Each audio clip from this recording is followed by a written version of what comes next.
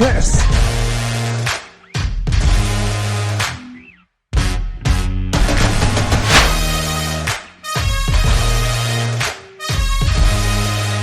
Today the weather is ideal for racing.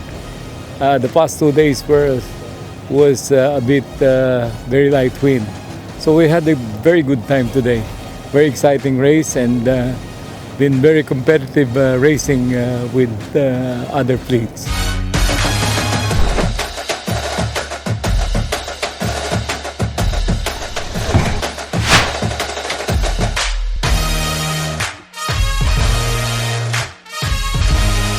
In the afternoon race, the later race, we got three laps of the course in. The wind had come up, so it was good racing, 12-15 knots of breeze, and we didn't do quite so well on that. We had a couple of errors, and I think we were maybe 8th in that race, or 7th or 8th.